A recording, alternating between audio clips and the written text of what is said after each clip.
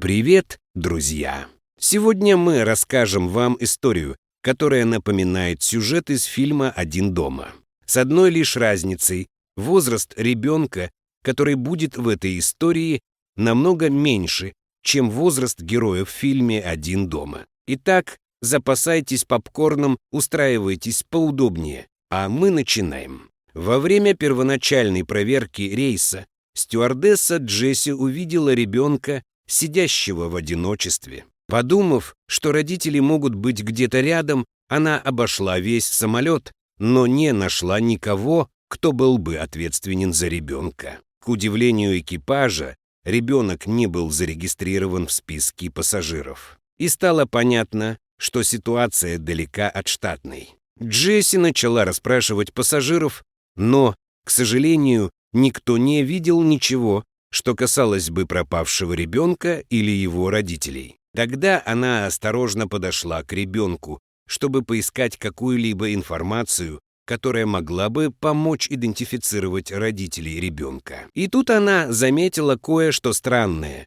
привлекшее ее внимание. Пододвинувшись ближе к ребенку, она увидела записку, прикрепленную к его одеялу. На ней было написано: «Пожалуйста, позаботьтесь о нем». Это сообщение только добавило Джесси беспокойства и недоумения. Стюардесса поняла серьезность ситуации и оповестила весь экипаж. Пилот связался с аэропортом и сообщил о происходящем на борту. К их удивлению, они получили довольно странный и неожиданный ответ. Имя ребенка не фигурировало в списках пассажиров. Полиция немедленно принялась за работу, связались с авиакомпаниями и еще раз проверили список пассажиров рейса, но имя ребенка также нигде не фигурировало. Они даже изучили записи с камер видеонаблюдения в аэропорту, но ничего не нашли. Тем временем малыш начал безутешно плакать, не находя рядом матери. Его крошечный голос эхом прокатывался по всему самолету, вызывая тревогу у пассажиров. Джесси попыталась успокоить ребенка, напевая ему и играя с ним. И вдруг ее осенила тревожная догадка.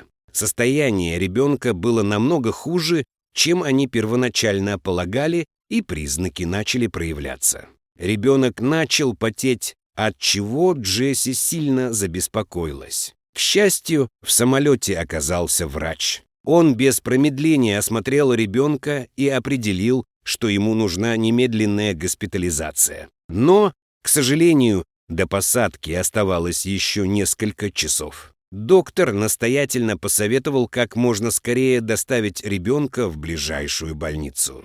В ответ команда управления полетом решила совершить экстренную посадку ради благополучия ребенка.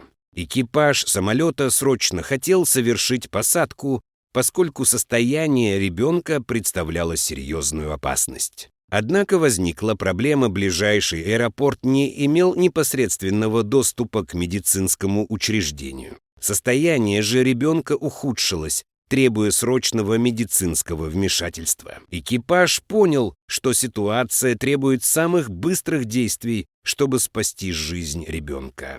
Тем временем Джесси все больше раздражалась и требовала ответов. Как ребенок оказался на борту? Кто бросил его? Она хотела больше информации, но никто не мог ее предоставить. Полиция на земле расспросила пилота о странной записке. Они спросили, есть ли у него зацепки о том, кто ее написал и что она значит. Пилот объяснил, что записка была странной и не раскрывала ничего о ребенке и его родителях. Джесси, надеясь ускорить расследование, передала полиции записку с рядом случайных цифр, которые, казалось, были наспех накорябаны на бумаге. Полиция почти сразу распознала в них закономерность, что дало толчок к расследованию.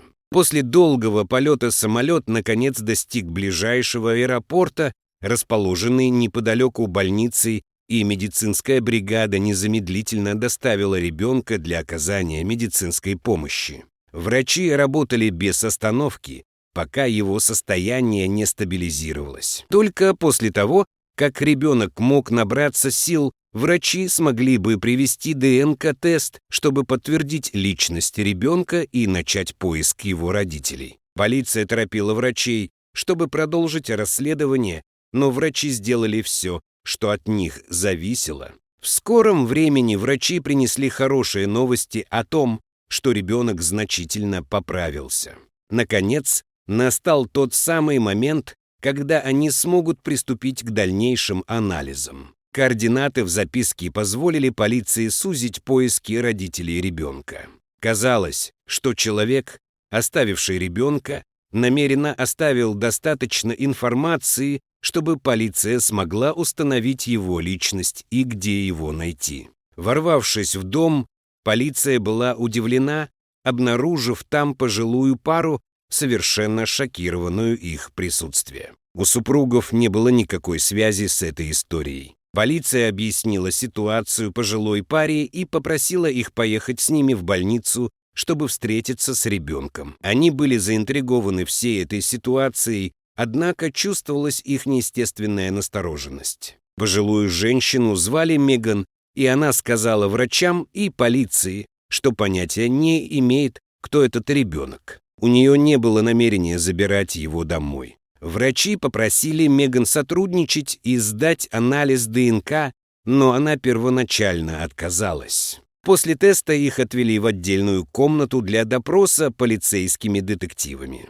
Детективы расспрашивали пару о том, почему на основании записки ребенок мог быть отправлен к ним. Меган продолжала повторять, что понятия не имеет о ребенке.